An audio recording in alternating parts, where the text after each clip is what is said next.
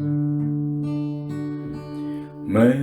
आता हूँ तेरे पास, प्रभु यीशु मेरे मसीह, मेरे पापों के लिए ही उधार दे मसीह। मैं आता हूँ तेरे पास, प्रभु यीशु मेरे मसीह, मेरे पापों के लिए ही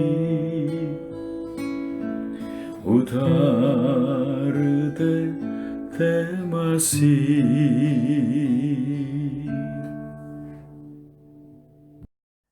हालेलुया। प्रभु यीशु मसीह की शांति और अनुग्रह अब सबको मिलते रहें। मानव जाति सब सुख पाना चाहते हैं।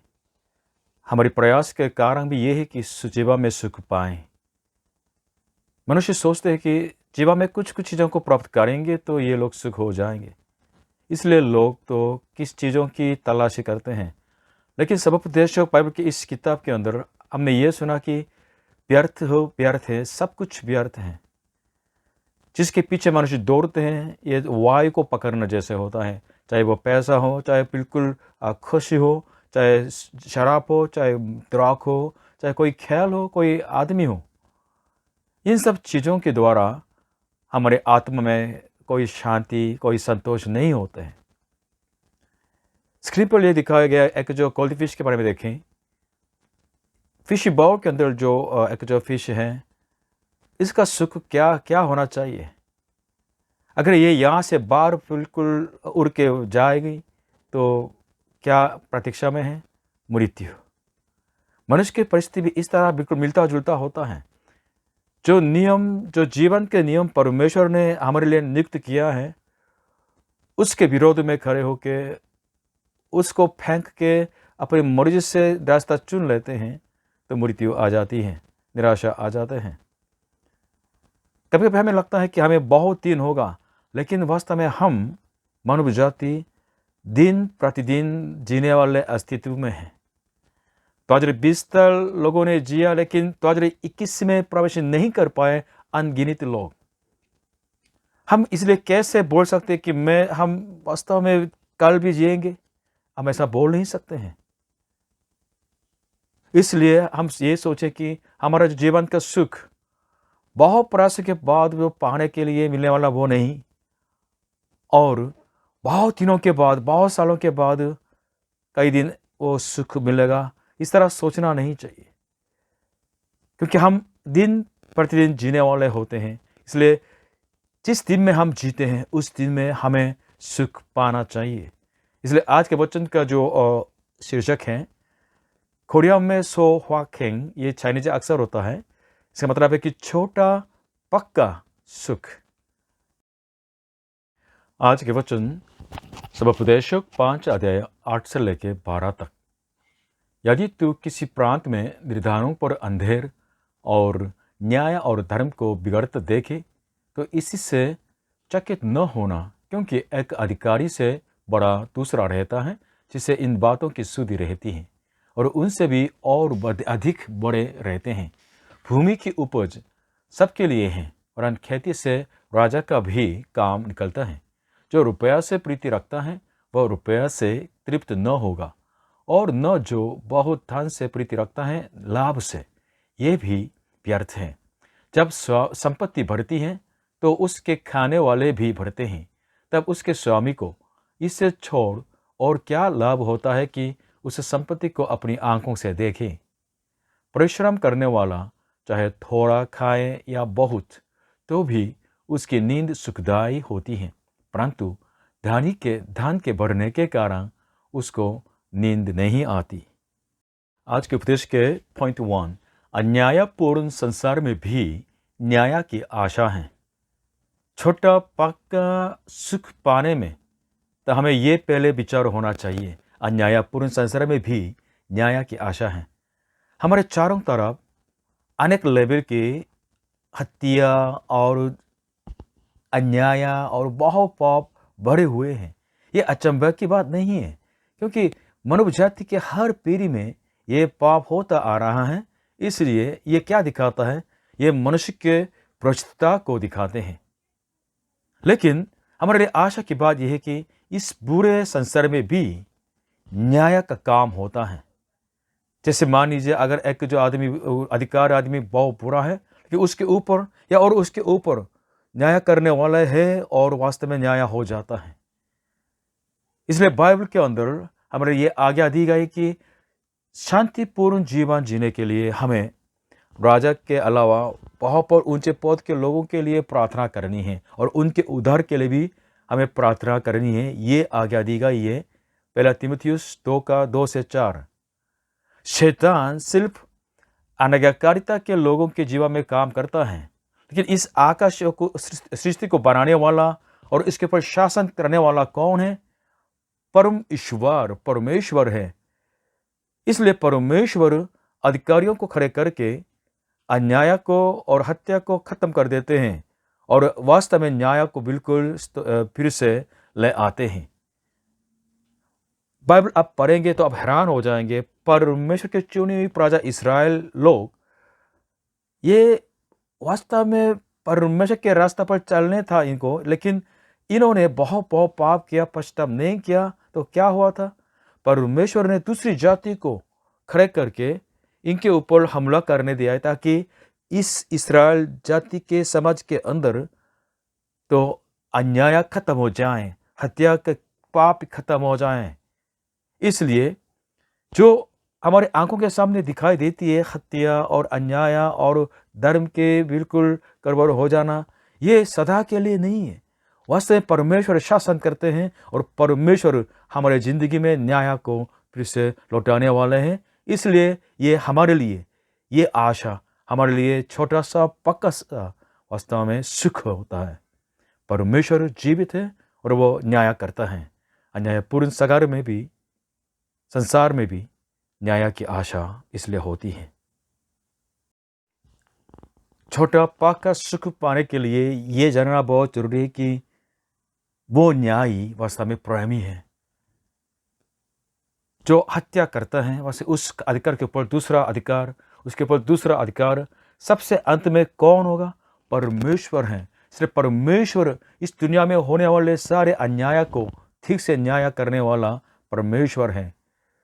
बाइबल ये बताती है कि परमेश्वर से अलग होके बिल्कुल आज़ादी से कोई काम करने वाला कोई शक्ति, कोई सिद्धांत नहीं है। इसलिए बाइबल कर्मा के बारे में नहीं सिखाते हैं। किसने इस आकाश को, पृथ्वी को बनाया? परमेश्वर ने। और कौन शासन करते हैं? परमेश्वर स्वयं। और कौन न्याय करते हैं? परमेश्वर स्वयं।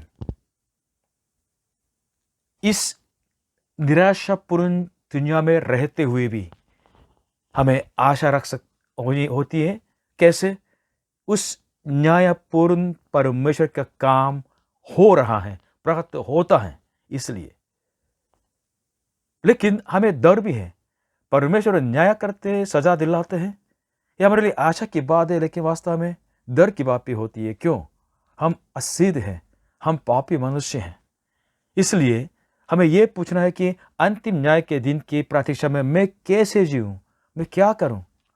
अगर ये पूछते हैं तो गंभीरता से जवाब देते हैं कि पहले अपने को परख लें और पश्चाताप करें, प्रभु ईश्वर पर विश्वास करके सदा के लिए पाप क्षमा और अनंत जीवन पाएं और परमेश्वर की पवित्र राह पर चलें।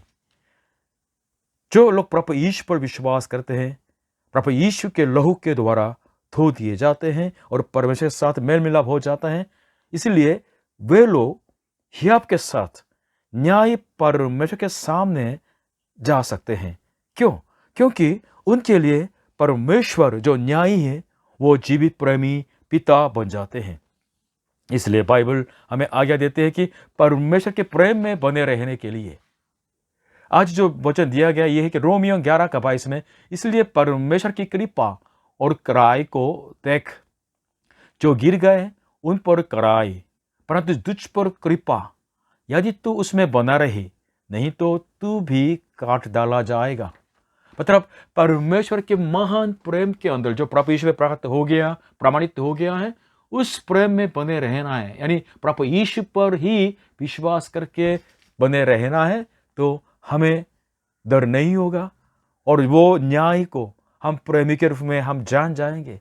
इसलिए हम हियाव के साथ जीवन जी सकते हैं और परमेश्वर के सामने हम हर वक्त आ सकते हैं।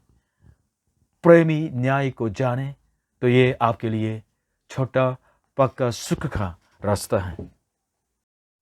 पॉइंट 2, मनुष्य भूमि पर निर्भर है। इसका मतलब क्या होता है? इसका मतलब ये होता है कि मनुष्य वास्तव में परमेश्वर के कृपा पर निर्भर रहने वाले हैं। इस बात को जानेंगे तो छोटा पक्का सुख में आप जी सकेंगे। 9 पद में लिखा है, भूमि की उपज सबके लिए है, वरन खेती से राजा का भी काम निकलता है। हाँ, मनुष्य मिट्टी से आया और मिट्टी में मिल जाते हैं। इसलिए ये वास्तव में मिट्टी वरन भूमि मनुष्य के बारे में ठीक से बता सकते हैं। भूमि के उपज के द्वारा हमें सब लाभ होता है। इसलिए हमें यह हमेशा याद रखना है कि कौन हमें खिलाता है, कौन हमें पिलाता है, कौन हमें जीने के लिए कृपा देता है, परमेश्वर है। क्योंकि परमेश्वर ने इस भूमि को हमारे लिए रहने के लिए दिया है। यह अद्भुत की बात है कि 2020 साल के मई के जो पूरे जो वर्ल्ड पॉपुलेशन सेंसस में करीब 778 करोड़ और लोग इस दुनिया में रहते हैं। लेकिन इतने ज़्यादा लोग इस पृथ्वी के जो उपज से खाते हैं, पीते हैं, यह अचंभा की बात नहीं। परमेश्वर सचमुच में हम सबको खिलाते, इतने ज़्यादा लोगों को खिलाते हैं। हम मनुष्य भूमि पर निर्भर है, मतलब हम मनुष्य भूमि को हमारे लिए देने वाले परमेश्वर की कृपा पर निर्भर है। इस बात को जानें और दिन नम्र होकर जिएं, तो ये आपके लिए, मेरे लिए छोटा पक्का सुख का कारण होगा। देखिए, ये भी साथ में जाने कि भूमि शापित है। मनुष्य की जो पीड़ा कहाँ से शुरू हो गई, ये पूछेंगे तो ये आदम के सबसे जो पहले जो आदमी आदम के पाप के बाद हुआ है, उस पाप की सज़ा की वजह से परमेश्वर ने भूमि को श्राप दिया था।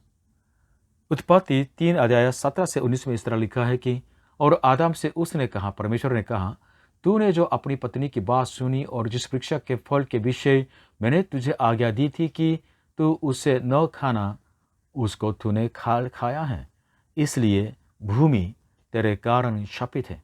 तू उसकी उपज जीवन भर दुख के साथ खाया करेगा और वह तेरे लिए कांटे और उन कटारे उगाएगी और तू खेत की उपज खाएगा और अपने माथे के पसीने की रोटी खाया करेगा और अंत में मिट्टी में मिल जाएगा, क्योंकि तू उसमें से निकाला गया है। तू मिट्टी तो है और मिट्टी ही में फिर मिल जाएगा। बहुत जिंदगी भर दुख के साथ काम करके अपने माथे के पसीने की रोटी खाने वाले ये मनुष्य हैं पाप के बाद। इसलिए पाप से श्रापित हुई भूमि पर निर्भर होकर जीने वाले ये मनुष्य का अस्तित्व है। जो श्रापित जो भूमि है, उसके द्वारा दुनिया को समझना ये बाइबल की दृष्टि है। इसलिए बाइबल कहती है कि सारे भूमंडल आह भरते हुए एक दिन यानी छुटकारे के दिन की प्रतीक्षा में है। लेकिन परमेश्वर की कृपा इस पृथ्वी पर हुई है। वो बारिश उंडेलते हैं और पौधों के लिए तो फल होने के लिए इस तरह आशीष करते हैं। इसलिए परमेश्वर के कृपा की वजह से हम जीने वाले लोग हैं। परमेश्वर के निर्भर होने के बिना हम जी नहीं सकते हैं। राजा का भी फल भी, राजा का लाभ भी यही से होता है। इसलिए हमारे अस्तित्व के, हमारे जो जीवन के जो बुनियाद तो परमेश्वर हैं, जो हमारे लिए भूमि को देने वाले हैं। इसलिए दिन प्रतिदिन हर क्षण उस परमेश्वर पर निर्भर होके रहने वाले सचमुच में छोटा पक्का सुख पाने वाले हैं। प्रभु इस बात से आपको आशीष दे। पॉइंट 3, रुपया से प्रीति रखना जीवन को बर्बाद करना है। मतलब छोटा पक्का सुख जीना चाहते हैं जीवन, तो पैसों से प्यार नहीं करना है, वरन परमेश्वर से प्यार करना है और परमेश्वर के प्रेम में बने रहना है। आज के 10-11 में क्या लिखा है कि जो रुपया से प्रीति रखता है वह रुपया से तृप्त न होगा, और न जो बहुत धान से प्रीति रखता है लाभ से, यह भी व्यर्थ है। जब संपत्ति बढ़ती है तो उसके खाने वाले भी बढ़ते हैं, तब उसके स्वामी को इससे छोड़ और क्या लाभ होता है कि उस संपत्ति को अपनी आंखों से देखें। शायद आपको मजा आता होगा कि जब पैसा बढ़ता है बैंक अकाउंट में तो संख्या बढ़ता है, लेकिन वास्तव में ये संपत्ति से या पैसों से प्रीति रखते हैं तो आपके जीवन में बहुत बोझ होगा, आप व्यर्थ जीवन जीने लगेंगे, आपके जीवन वेस्ट हो जाएगा। इसके आगे जाके जो नया नियम में प्रभु यीशु ने क्या बोला है, वास्तव में ये बताया कि जो पैसों से प्यार करते हैं, जो पैसों का जो प्यार है, वास्तव में सब पापों के जड़ है। हर प्रकार की जो बुराई के जड़ पैसों के प्यार है। For the love of money is a root of all kinds of evil. ये पहले तीमुथियुस 6:10 में लिखा है। इसलिए प्रभु यीशु ने यह कहा था कि हमें मनुष्य को दो स्वामी की सेवा नहीं होनी चाहिए। हम दो स्वामी की सेवा नहीं कर सकते, या परमेश्वर की सेवा करें या पैसे की सेवा करें। अगर आप संभाल के नहीं रहेंगे तो पैसे परमेश्वर के स्थान भी ले सकता है, इतना खतरनाक होता है। इसलिए पैसों का प्यार जड़ से उखड़ना है। आमीन। सुखदायी नींद में छोटा पक्का सुख है। आज के वचन 12 में लिखा है कि परिश्रम करने वाला, यानी फिजिकल लेबर करने वाला, चाहे थोड़ा खाए या बहुत, तो भी उसकी नींद सुखदायी होती है, परंतु दानी के धन के भरने के कारण उसको नींद नहीं आती। ये छोटा पक्का सुख, सोहाकिंग, एक जो जापानीज लेखक ने बनाया ये शब्द, मतलब हमारे ज़िंदगी तो डर से, चिंता से भरा हुआ, इसलिए एक दिन में छोटा यानी लेकिन पक्का सुख में रहना इतना महत्व है, ये हमारे लिए आवश्यक है। हम भविष्य की चिंता मत करें, हम डर में मत रहें, और एक दिन जो परमेश्वर जो देते हैं हमें, उस दिन को हम सच में सुख जीवन बनाएं। कौन वास्तव में सुखदायी नींद में जा सकते हैं? बहुत लोग सो नहीं पाते हैं। पिछले साल इस छोटे से कोरिया में भी जो नींद की जो बीमारी से जो परेशान हैं, 6 लाख से ज़्यादा लोग थे। आज के वचन बिल्कुल तुलना कर रहे हैं। एक तरफ कर्मचारी लोग हैं, परिश्रम करते हैं, फिजिकल हद से हद वो करते हैं, उनको सुखदायी नींद आती है। लेकिन दूसरी तरफ पैसे वाले हैं, धनी हैं, लेकिन पैसे के चक्कर में चिंता की वजह से उनको नींद नहीं आते। ये मनुष्य जीवन के आयरनी है, और ये वो दिखाते हैं कि वास्तव में मनुष्य का सुख कहाँ है। मनुष्य का सुख संपत्ति की भराई में नहीं होती है, संपत्ति की ज़्यादा होने में नहीं होते हैं। मनुष्य का सुख पैसों में नहीं होता है। ये संसार का देयता होता है। किसी ने संस्था ने इस तरह सर्वे किया था कि जिस प्रजा के अंदर, जिस पीपल के अंदर सबसे ज़्यादा जो सुख जीवन महसूस करते हैं, वो कौन सा देश ही है। ये बड़ा बड़ा पश्चिम देश या पैसे वाले देश में ये नहीं है। जो ज़्यादा पैसे वाले देश के अंदर लोग हैं, ज़्यादा चिंता होती है, ज़्यादा डर होता है, ज़्यादा आत्महत्या होती है। कोरिया में, जापान में सबसे ज़्यादा रेशियो है जो आत्महत्या कर देते हैं। इसलिए भाइयों, आज के वचन के द्वारा हम सचमुच में ये निश्चय करना है कि हमारा सुख बैंक अकाउंट में नहीं और संयम में होता है। एक दिन के लिए अगर काम है और खाना है, तो जब धन्यवाद करते हैं, उस धन्यवाद के हृदय में तो हमारा सुख होता है। हमारा सुख धनी होने में नहीं होता है, और सुखदायी नींद में सो जाने में होता है। हमारा सुख संपत्ति में नहीं होता है, वरन आज़ादी में होता है। जो प्रभु यीशु में है वो सच्ची आज़ादी में है, और जो पैसों का दास है उनके लिए सुख नहीं है। सुख पैसों से प्यार करने वाले के अंदर नहीं होता है। सुख परमेश्वर से प्यार करने वालों के लिए होता है। सुख पैसों में नहीं, वरन परमेश्वर की शांति में है, जो प्रभु यीशु के द्वारा हमें मिलती है। आमीन। हमारे जीवन का सुरक्षा और सुख का गारंटी कौन दे सकते हैं? किससे हम बना सकते हैं? क्या पैसों से बना सकते हैं, या स्वास्थ्य से बना सकते हैं, या अपनी शिक्षा से, एजुकेशन से बना सकते हैं, या अच्छी नौकरी से बना सकते हैं। नहीं नहीं, बाइबल स्पष्टता से बताते हैं कि हमारे ज़िंदगी की सुरक्षा और सुख का जो वरदान परमेश्वर यहोवा ही देते हैं। भजन संहिता 127 1 से लेकर 2 पद मैं आपके लिए पढ़ना चाहूँगा। यदि घर को यहोवा न बनाए तो उसके बनाने वालों का परिश्रम व्यर्थ होगा। यदि नगर की रक्षा यहोवा न करे तो रखवाले का जागना व्यर्थ ही होगा। तुम जो सवेरे उठते और देर करके विश्राम करते और दुख भारी रोटी खाते हो, ये सब तुम्हारे लिए व्यर्थ ही है, क्योंकि वह अपने प्रियों को यूं ही नींद दान करता है। चाहे हमारे घर के मामला हो, नगर की रक्षा के मामला हो, वास्तव में हमारा जो दिन प्रतिदिन के जो कामों के मामला हो, अगर यहोवा परमेश्वर रक्षा न करें तो सब व्यर्थ चला जाता है। बहुत लोग धनी बनने के लिए तो जिंदगी लगा लगा के ठोकर खाते हैं, निराशा में चला जाते हैं और बिल्कुल बंधन में चले जाते हैं, पैसों के दास स्लेव बन जाते हैं और परमेश्वर को भी छोड़ के नाश हो जाते हैं। ऐसा जीवन मत जिए। हम एक दिन के लिए भी छोटा पक्का सुख में हम रहें। हम कैसे इस तरह सुख में रह सकते हैं? तो 3 बातें मैंने बताई थी आज के वचन के द्वारा। पहले, प्रेमी न्याय को पाएंगे तो हम छोटा सुख पाएंगे, और परमेश्वर के कृपा पर निर्भर रहेंगे तो छोटा पक्का सुख में रहेंगे। पैसों से प्यार न करके आप परमेश्वर से प्यार करेंगे तो छोटा पक्का सुख में आप रहेंगे। तो अंतिम सवाल है, छोटा पक्का सुख किस में है?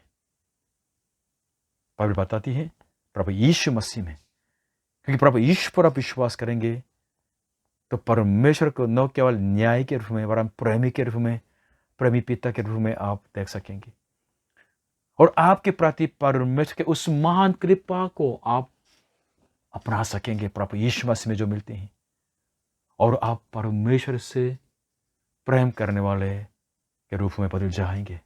दिल से परमेश्वर से प्रेम करने वाले के रूप में आप बदल जाएंगे। ये है छोटा पक्का सुख का मार्ग, प्रभु यीशु मसीह। प्रभु यीशु मसीह में सदा के लिए पाप क्षमा और शांति और मुक्ति को पहले पा लीजिए, और वो प्रभु यीशु मसीह आपको दिन प्रतिदिन छोटा पक्का सुख में आपकी अगुवाई करेंगे। आप धन्य हो जाएंगे। प्रभु यीशु मसीह के द्वारा आप सब आशीषित हो जाएं। आमीन।